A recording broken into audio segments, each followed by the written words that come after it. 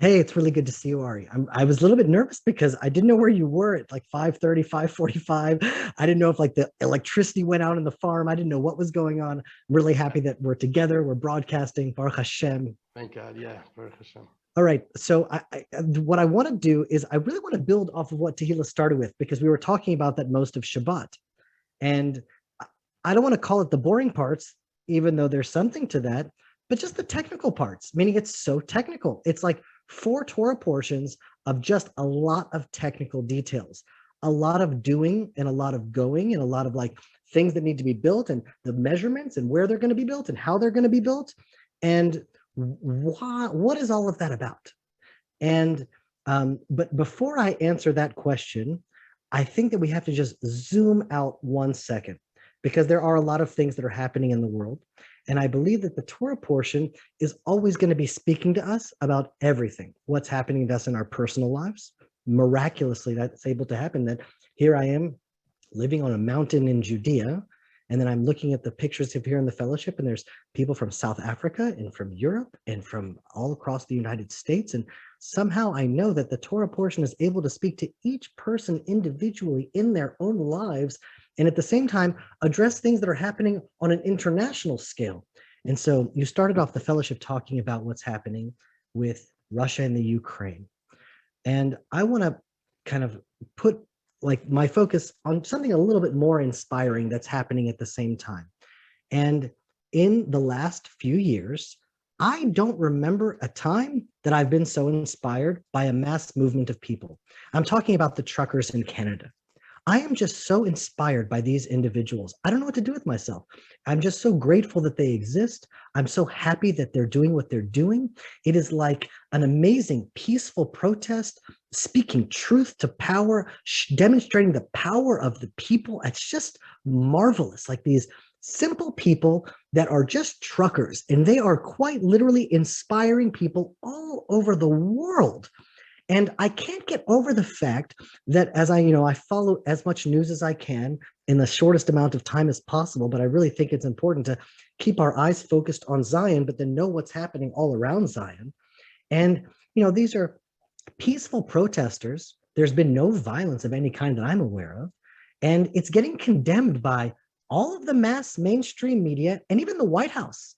And then just, I don't know, months ago, there were protests that swept across the United States during the pandemic where stores and buildings and neighborhoods were burned and looted and destroyed, and they were being praised and supported by the mainstream media and by the leaders in the White House that are now in power. And I'm like, what is going on here? That is insane. And at the same time, like we've experienced this quite a bit in Israel, where you'll watch the mainstream media, look at the Taliban, the Hezbollah, and the Hamas, and they'll dare to say it's those Jews living in Judea, what they call the settlers. The settlers are the cause of the unrest in the Middle East. And if only those Jewish settlers would leave Judea, those Jews, there would be peace would reign in the Middle East. And it's just like condemning the settlers and siding with the Hamas, condemning the peaceful truckers while standing with protesters who just burned down entire cities and destroying the livelihoods of hundreds of people. Like, just the lies are too glaring to not see them if your head is somewhat screwed on straight. And so what is our response? Because I can't stop Putin from doing whatever Putin is going to do, and I can't stop Biden to do or tell him what to do. Like those international occurrences are happening. They're just out of our control. But what we can see is that whatever is being broadcast in the mainstream media seems to be just laced with falsehoods, laced with, it's almost like the way that they are envisioning the whole world is so off that everything that comes out of their mouth is skewed. And so what do we have now? We have these Torah portions that are so exacting. They're so down to the detail because there is a truth in the world, down to the littlest detail. There's no gray area. Amazingly, in 2022, we can reconstruct the exact tabernacle to the detail of the loops on the wooden beams, exactly to the T, from a script that was written almost 4,000 years ago. Because there was no gray area. There was just a truth. And so what do we do then? What can we do? Well, I think Ari's right. And the answer is we have to build our ark. We have to prepare ourselves for anything. I don't think that there's going to be a world war. I think that the world likes to kind of get us all excited because that helps their ratings on the news. But you don't know. Ari might be right. A broken clock is right twice a day, and he's just going to keep on at it, keep on at it. Eventually, he's going to be right. I don't know if he's going to be right this Wednesday, but either way, what we should do is prepare. I think that's a really, really good thing to do. And the Torah is telling us this is how you prepare. Get down to the details and stick to the truth. And so what does that mean? You look at the details of the tabernacle and it's like overwhelming and it's almost purposefully boring.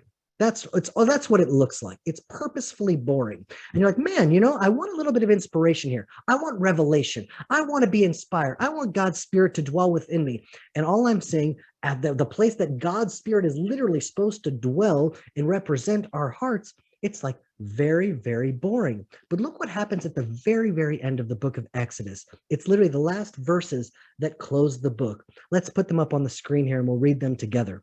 Here's what it says.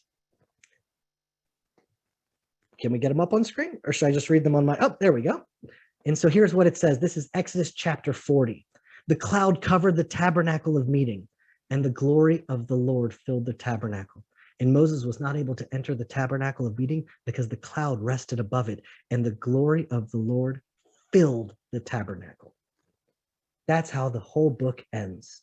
After chapter after chapter after chapter of details and truth and exacting truth, it ends with the cloud of God descending upon the tabernacle and entering in. And that's guidance for us because the tabernacle is an external manifestation of what is supposed to be represented inside us. And what it's telling us is, just for me on a personal level, it's been 2 weeks since I had COVID. And, a friend of ours, a little small group from Texas, made it to Israel. And I walked with them down to a cave right outside our property. And by the time I got back up to the mountain, I was winded. I needed to lie down, like I'm still not back to my full strength. And so I wake up in the morning and I'm like, man, I want to be inspired. I want to be motivated. I want to go out and run. I want to go out and jump into cold water. I want to go back to myself. I want to be good again. And I'm just waiting for that moment of inspiration. And I'm waiting for that desire to be able to overcome myself. And here I'm reading the rules of the tabernacle. And it's saying, no, Jeremy, you're reading it wrong. You can't wait for the inspiration to come. You can't wait for God's presence to dwell within your heart. On the contrary, what you need to do is get very exact and follow the details. Act and build, and you act, and then the inspiration is going to come. Don't wait for the inspiration to come and then to build. Don't wait for that moment that's, now I'm going to do it. No, get up and start working. If you start working, the inspiration will come. If you act, then the clouds of glory will rest upon you and enter into your heart. Don't wait for the clouds of glory to rest upon you and enter into your heart in order for you to start building up the boring parts. No. It's the exact opposite. It's through the meticulous actions that might be boring, that might be uninspired, because they're uninspired. That's what you have to do. Do, and then the cloud will come. And so what do we need to do now with so much unclear? It's so unclear what's going on in the world. What are we going to do? We need to act, start building our ark, slowly but surely. Build it first in our own minds, in our own hearts, then build it with our loved ones around us, with our wives and our husbands, then with our children, then with our close friends and our fellowship around us. And then slowly but surely, don't wait to be inspired to give your wife a hug. Don't wait to be inspired to give your husband a hug. Go and do now what needs to be done, and only then the cloud will come and rest upon you. And I think that's what we need to do now. With all of the insanity around us, what can we control? We can control the small details that are right around our own lives and build our own lives strong. Don't wait for the inspiration, because through the building and the small acts of kindness, through the small acts of discipline, that's when the inspiration will come. And so I hope we all take strength from that. As all of the chaos around the world now, we can control what's right now inside in our immediate environment. And that is one step at a time, one piece of wood at a time, one loop at a time. And then hopefully God's presence will rest on us and enter us and inspire us and give us the strength that we need to persevere through whatever life throws at us.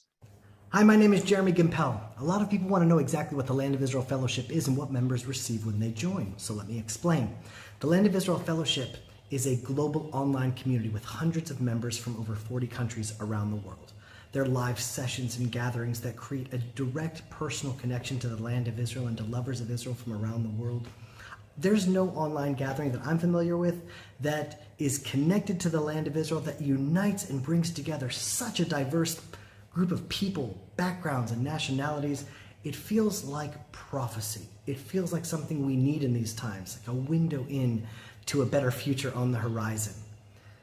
There's a divine unity we experience every week in our fellowship broadcast. We heard these amazing teachings from an authentic Hebrew and Israel perspective and our jaws drop. Not only because they ring so true and are such a blessing, because they are so consistent with what we believe. These Sunday morning gatherings are nothing less than a house of prayer for all nations. Cindy Lowe, the United States of America.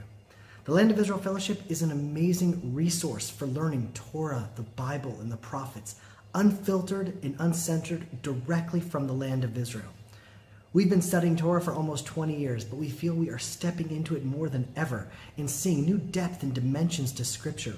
We're encouraged more and more every week. Callan Ardell, USA.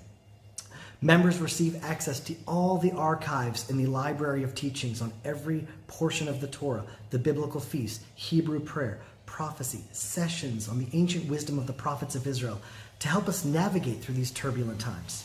These sessions are so rich. I re-listen to each, and truly each session is the best one yet. Tehila is a tremendous asset, and the teachings Ari shares are so rich. I've read the Bible so many times, and I've known the things you are teaching. The Hebrew understanding is what Christians have missed for centuries.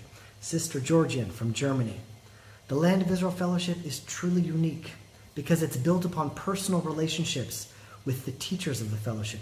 Myself, Rabbi Ari Abramowitz, and Tehila Gimpel. Every member has direct access to the staff 24/6 via email or direct WhatsApp to ask questions, to comment, to connect directly to all the teachers. And over the last years, we've connected to some of the most beautiful people on the planet. So if you want to find out more and join the Land of Israel Fellowship, you can click on the link below. And if you want to try it out for just a month, you can email fellowship@thelandofisrael.com and we'll hook you up. I hope to see you. Shalom from the mountains of Judea.